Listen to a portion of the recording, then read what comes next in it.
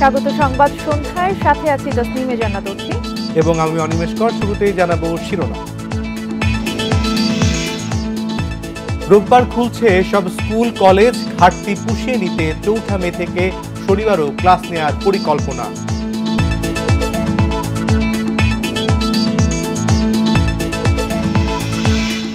চুয়েট বন্ধ ঘোষণা, হল ছাড়ার নির্দেশ না মেনে ভিসিকে অবরুদ্ধ করে শিক্ষার্থীদের বিক্ষোভ, বাসে আগুন।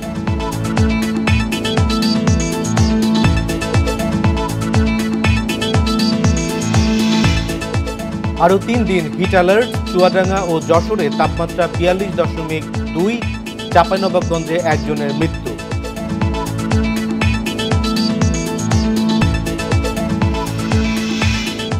এবং অসহ্য গরমে রাজধানীর কিছু এলাকায় পানির সংকট, দীর্ঘদিনের ভোগান্তিতে বাসা ছাড়ছেন ভাড়াটিয়ারা।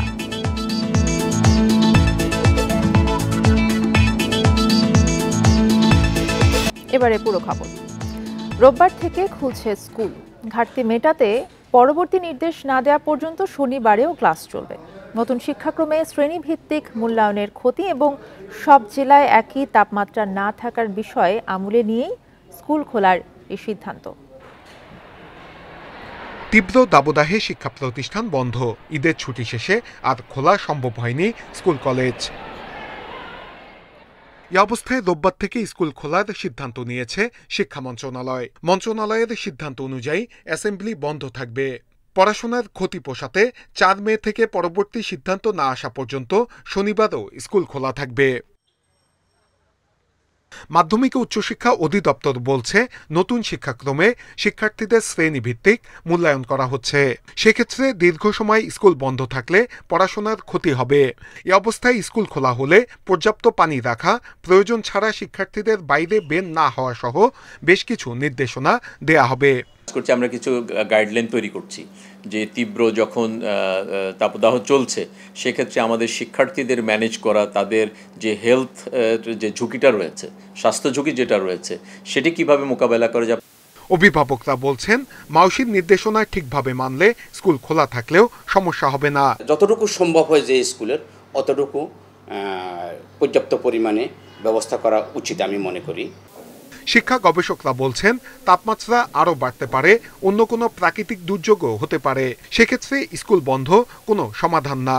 কিভাবে শিক্ষা কার্যক্রম চালানো যায় সে বিষয়ে মন্ত্রণালয়ের সুনির্দিষ্ট পরিকল্পনা থাকতে হবে।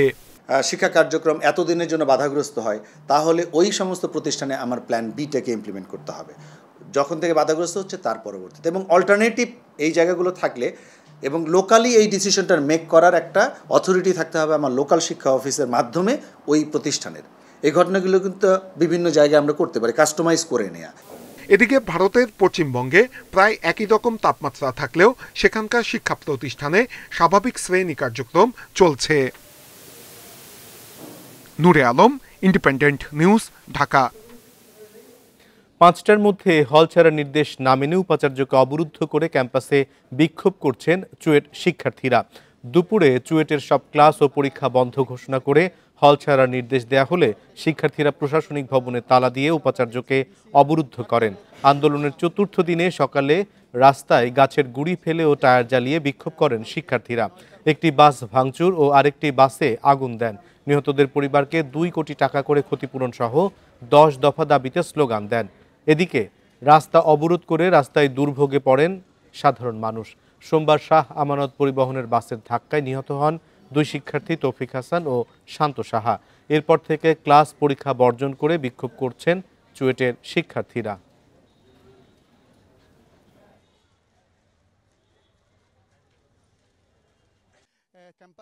এই রাস্তায় বেপরোয়া গতিতে গাড়ি চলাচল করে। এর আগেও অসংখ্য অ্যাক্সিডেন্ট এখানে সংঘটিত হয়েছে। তাই আমরা চাই না আর যাতে কোনো প্রাণ এখানে হারায়। যে দাবিগুলো আছে, দাবিগুলোতে না মানে আমাদের সড়ক অবরোধ চালিয়ে যাবো আমরা, এটাই আমাদের দাবি আর কি। মূলত কথা হচ্ছে আমাদের দাবিগুলো মানতে হবে। আমাদের কিছু দাবি রয়েছে, 10 দফা দাবি। যতক্ষণ পর্যন্ত 10 দফা দাবি ফুলফিল হবে না ততক্ষণ আমরা রাজপথ ছাড়বো না। এ বিষয়ে আরও জানাতে চুয়েট ক্যাম্পাস থেকে যোগ দিচ্ছেন সহকর্মী আলমগীর সবুজ। আলমগীর সবুজ, এই মুহূর্তে ক্যাম্পাসের পরিস্থিতি কি? অবরুদ্ধ অবস্থা থেকে উপাচার্য মুক্ত হয়েছেন কিনা?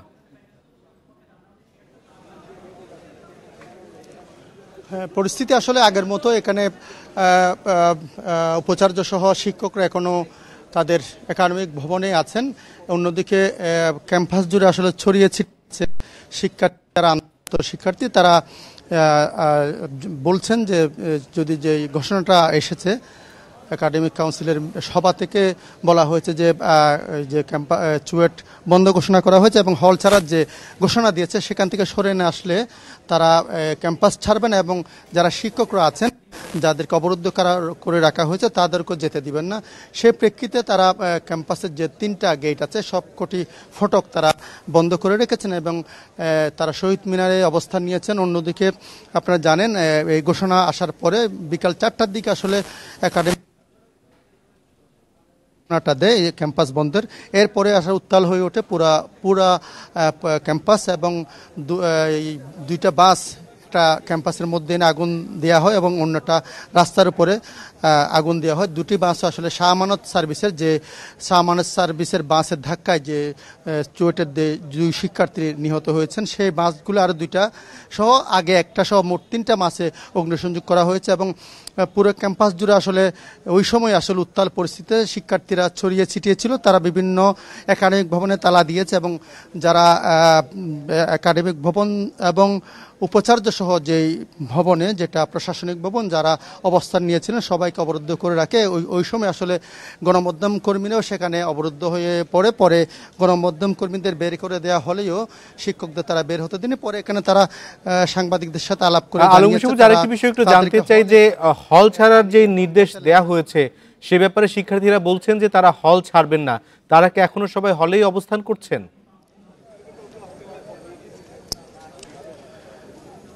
তারা হলে অবস্থান করছেন, কেউ বাইরে হলে, সব মিলিয়ে ক্যাম্পাস জুড়ে আছেন। তারা বলছেন হলে যেহেতু তাদেরকে সেখানে অরাজক পরিস্থিতি তৈরি করা হয়েছে, তারা বলছেন পানির লাইন কেটে দেওয়া হয়েছে, বিদ্যুৎ, ওয়াইফাই এবং গ্যাসের লাইন তাদেরকে সংযোগ বন্ধ করে দেওয়া হয়েছে। তারা সেই অভিযোগটি করেছেন। এইসব কারণে তারা বলছেন প্রশাসন অরাজক একটা পরিস্থিতি তৈরি করেছে যাতে তারা হল ছাড়তে বাধ্য হয়। কিন্তু তারা বলছেন তাদের যে ন্যায্য দাবি সেটা যদি মেনে না হয় তাহলে তারা হল ছাড়বেন না। সেক্ষেত্রে তারা আন্দোলন চালিয়ে যাবেন এবং আগামীকাল যেহেতু শুক্র শনিবার বন্ধের দিন তারা আগেই ঘোষণা দিয়েছিলেন, আগামীকালও তারা সড়ক অবরোধ করে রাখবেন বলে জানিয়েছেন এবং তারা বলছেন যে তারা তো বের হবেন না, শিক্ষকদের তারা দাবি আদায় না হওয়া পর্যন্ত এখান থেকে যেতে দিবেন না বলে আমাদেরকে জানিয়েছেন। জি, আলমগীর সবুজ জানাচ্ছিলেন চট্টগ্রাম থেকে সর্বশেষ অবস্থা। কুমিল্লা বিশ্ববিদ্যালয়ের ভিসি, ট্রেজারার এবং প্রক্টরকে অবাঞ্ছিত ঘোষণা করে তাদের কার্যালয়ে তালা দিয়েছে শিক্ষক সমিতি। দুপুরে বিশ্ববিদ্যালয়ে তাদের কার্যালয়ে তালাবদ্ধ করে রাখেন শিক্ষক সমিতির নেতারা। তারা জানান পূর্ব ঘোষিত কর্মসূচি অনুযায়ী শিক্ষকদের 7 দফা দাবি না মানায় ভিসি, ট্রেজারার এবং প্রক্টরকে অবাঞ্ছিত ঘোষণা করা হয়েছে। এদিকে বিভিন্ন দাবি না মানায় গত জুন মাস থেকে এই পর্যন্ত অন্তত 14 জন শিক্ষক তাদের প্রশাসনিক দায়িত্ব থেকে পদত্যাগ করেন। সবশেষ গত বুধবার সহকারী প্রক্টর থেকে পদত্যাগ করেন সাংবাদিকতা বিভাগের শিক্ষক কাজী আনিস। প্রক্টরের ইন্ধনে বহিরাগত অছাত্ররা এবং বিভিন্ন কর্মকর্তারা আমাদের উপরে হামলা করলো। তারাই কিন্তু তাদেরকে ডেকে নিয়ে আসছে। কাজে আমরা দাবি করেছি যে প্রক্টরেরও অপসারণ করতে হবে এবং সেইটাও যেহেতু উনি করেননি, কাজেই এই 3 জনকেই আমরা বিশ্ববিদ্যালয় ক্যাম্পাসে অবাঞ্ছিত ঘোষণা করেছি এবং রোহিঙ্গা প্রত্যাবাসনে আসিয়ানের জোরালো ভূমিকা চেয়েছেন প্রধানমন্ত্রী শেখ হাসিনা। সকালে ব্যাংককে এসক্যাপ কমিশনের 80তম সেশনে দেয়া বক্তব্যে এ আহ্বান তার। এ সময় ইউক্রেন, রাশিয়া ও ফিলিস্তিন, ইসরায়েল, ইরানের সংঘাত বন্ধে চান বিশ্ব নেতাদের পদক্ষেপ। ব্যাংককে জাতিসংঘ সম্মেলন কেন্দ্রে এশিয়া ও প্রশান্ত মহাসাগরীয় অঞ্চলের অর্থনৈতিক ও সামাজিক উন্নয়নে গঠিত ইউএন এসক্যাপ কমিশনের অধিবেশন। থাইল্যান্ড সফরের দ্বিতীয় দিনে এর 80তম সেশনে বক্তব্য রাখেন প্রধানমন্ত্রী। এ সময় রোহিঙ্গা প্রত্যাবাসন প্রশ্নে আসিয়ানের ভূমিকা চান তিনি। মিয়ানমারের সংঘাত শুরুর পর সেখান থেকে বাংলাদেশে পালিয়ে আসেন রোহিঙ্গারা। মানবিক কারণে তাদের আশ্রয় দেওয়া হয়েছে। সারা বিশ্বে এটি মানবিকতার অনন্য উদাহরণ। তবে রোহিঙ্গা প্রত্যাবাসনে এখন দেরি হচ্ছে। তাদের সম্মানের সঙ্গে ফেরত পাঠাতে হবে। এজন্য উপযুক্ত পরিবেশ তৈরি করতে হবে মিয়ানমারে। আসিয়ানকে এ বিষয়টি গুরুত্ব দিয়ে দেখতে হবে। The origin of their crisis has been in Myanmar and its solution also lies with Myanmar. পরে ইউক্রেন রাশিয়া, ফিলিস্তিন ইসরায়েল ইরানে সংঘাত বন্ধে বিশ্ব নেতাদের প্রতিও আহ্বান জানান শেখ হাসিনা। বলেন, যুদ্ধ কোনো সংকটের সমাধান আনতে পারে না। The war is going on. Genocide is going on in গণহত্যা চলছে ফিলিস্তিনে। নারী ও শিশুরা সবচেয়ে দুর্ভোগের মধ্যে রয়েছে। এটা বন্ধ করতে হবে। গণহত্যা কতটা ভয়াবহ 1971 সালে আমরা দেখেছি।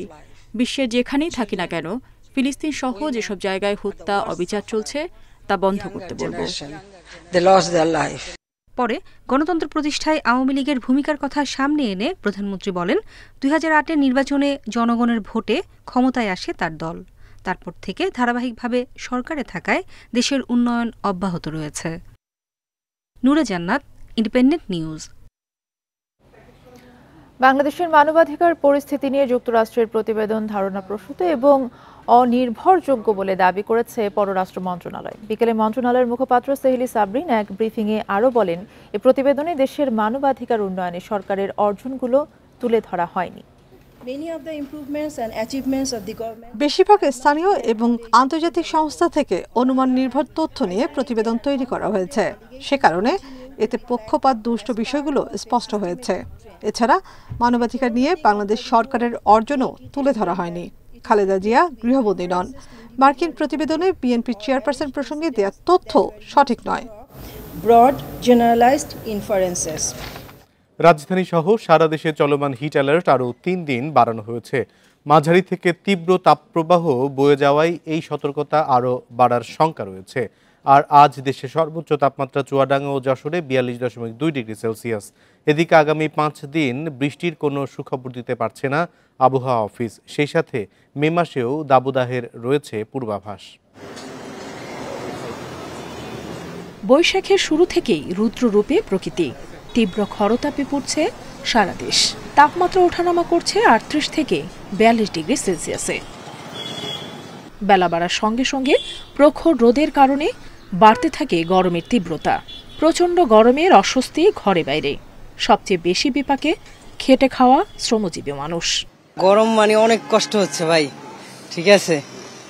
এই যে রোদ, ঠিক আছে, এ দিয়া মানে চলা অসম্ভব। শরীরে প্রচুর ঘাম হচ্ছে, অল্প সময়ের মধ্যেই একেবারে শরীর দুর্বল হয়ে যাচ্ছে। চলাতে খুব কষ্ট, বুঝছেন। গরমে কতজন তো মারাও যাচ্ছে, আমাদের দিক থেকে কেউ তাকায় না।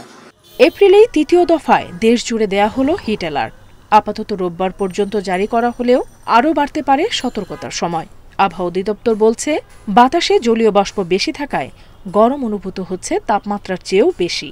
যেহেতু তাপপ্রবাহ চলছে সারা দেশে, সেটা হয়তো বা তীব্র আকারে ধারণ করতে পারে। আপাতত সেটা তীব্র অবস্থায় আছে, অথবা অতি তীব্র হতে পারে যদি তাপমাত্রা 42 বা তার বেশি হয়। তা আমাদের তাপপ্রবাহ যেটা চলছে 43-এর কাছাকাছি তাপমাত্রা চলে আসতে পারে, বিশেষ করে রংপুর কিংবা রাজশাহী কিংবা আমাদের খুলনা ডিভিশনের দিকে। আগামী 5 দিন সারা দেশে ভারী বৃষ্টির সম্ভাবনা নেই। সিলেট ও চট্টগ্রামে হালকা বৃষ্টি হতে পারে, তবে গরম কমার সম্ভাবনা নেই। 1 থেকে 2 দিন স্বস্তি হতে পারে যদি এরকম স্কোয়াল লাইন থেকে বড় মানের একটা বৃষ্টি হয়। তা আগামী 5 দিনে যদি আমি বলি, সেরকম সম্ভাবনাটা খুবই কম। স্থানীয়ভাবে যদি কিছু বৃষ্টি হয়, সেটা সামান্য প্রভাব পড়তে পারে, দীর্ঘমেয়াদী কেমন একটা প্রভাবের সম্ভাবনা নেই। গাছপালা ও বন উজাড় এবং জলবায়ু পরিবর্তনের কারণে বিরূপ আবহাওয়ার কবলে পড়তে হচ্ছে বলছেন আবহাওয়াবিদরা। নুরসেলিনা শিউলি, ইন্ডিপেন্ডেন্ট নিউজ, ঢাকা। হিটস্ট্রোকে চাঁপাইনবাবগঞ্জের সোনা মসজিদ স্থলবন্দরের ট্রাফিক পরিদর্শক রুহুল আমিনের মৃত্যু হয়েছে। দুপুরে স্থলবন্দরে দায়িত্ব পালনরত অবস্থায় মারা যান তিনি। শিবগঞ্জ থানার ওসি সাজ্জাদ হোসেন ও স্থলবন্দরের ব্যবস্থাপক মাইনুল ইসলাম বিষয়টি নিশ্চিত করেছেন। পুলিশ জানায়, রুহুল আমিন সোনা মসজিদ স্থলবন্দরের পরিচালনাকারী প্রতিষ্ঠান পানামা পোর্ট লিংক লিমিটেডের ইয়ার্ডে দায়িত্ব পালন করছিলেন। এ সময় দুপুরে হঠাৎ অসুস্থ হয়ে পড়ে জ্ঞান হারান তিনি। পরে তাকে উদ্ধার করে শিবগঞ্জ উপজেলা স্বাস্থ্য কমপ্লেক্সে নিয়ে গেলে চিকিৎসক তাকে মৃত ঘোষণা করেন।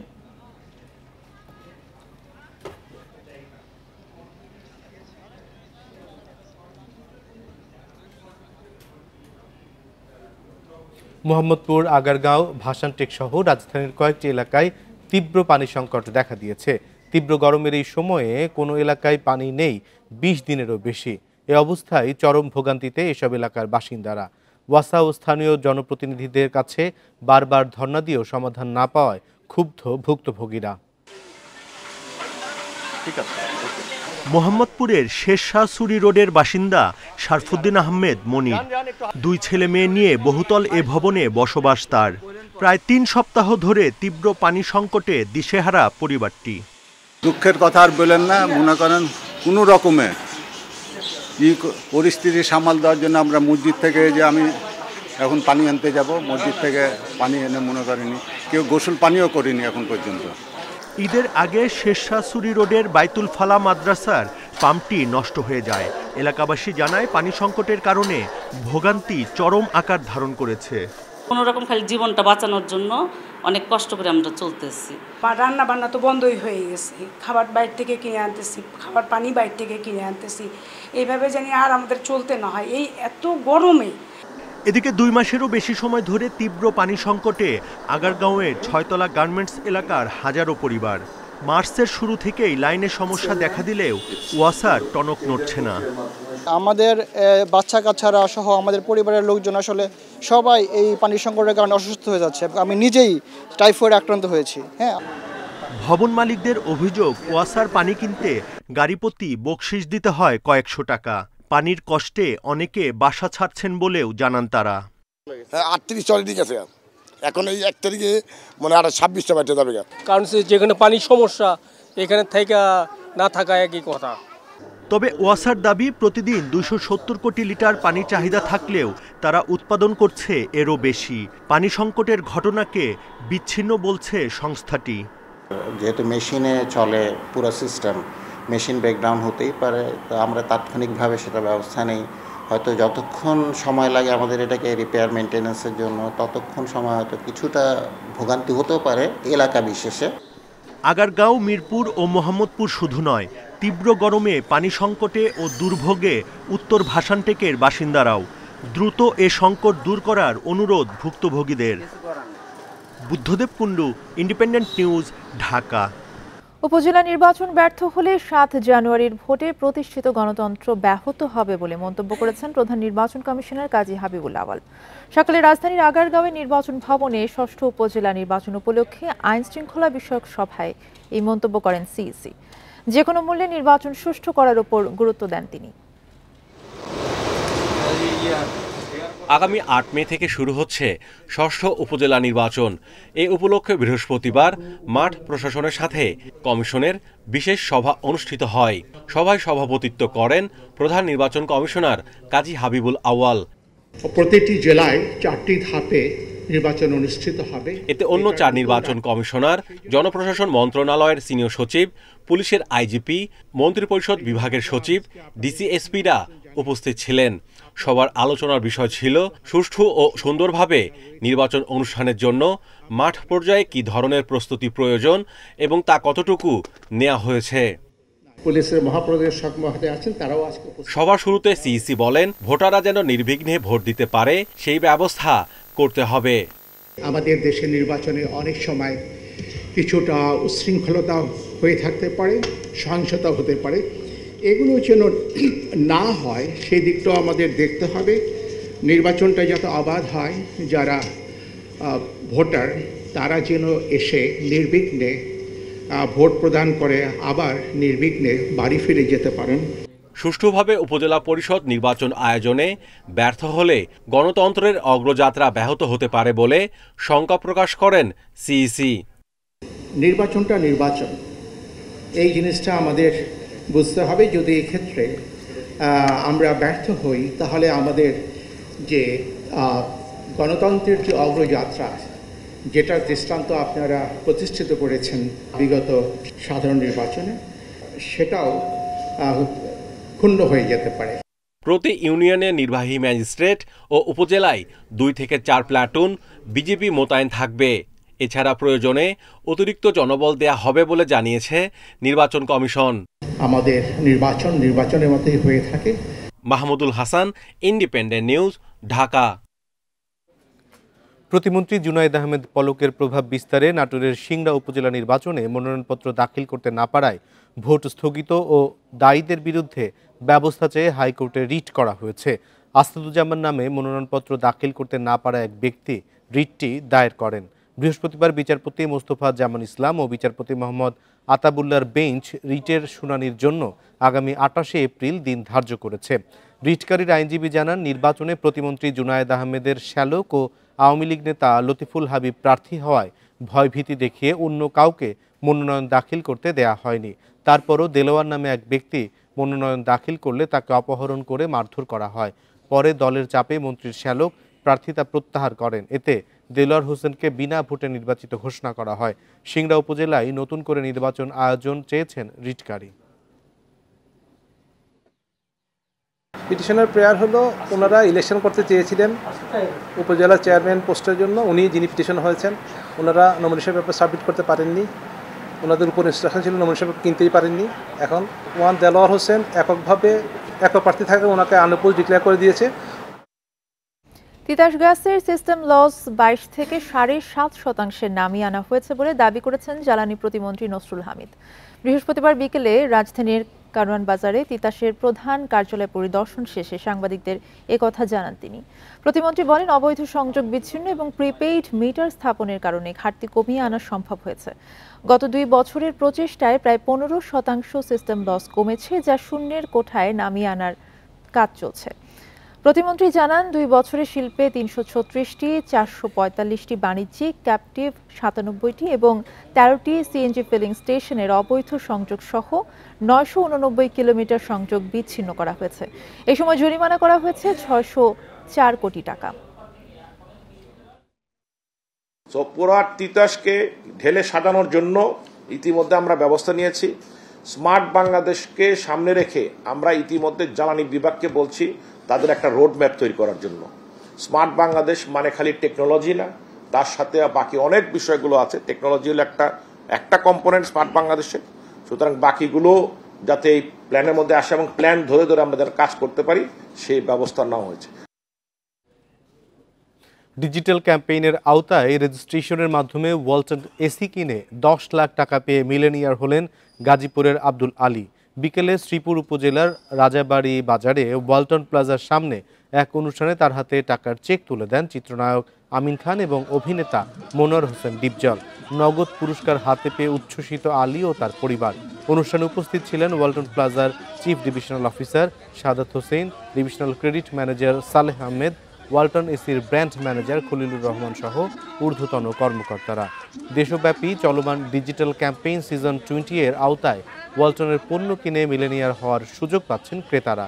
এই ক্যাম্পেইনের মাধ্যমে এ পর্যন্ত মিলেনিয়ার হলেন 34 জন গ্রাহক।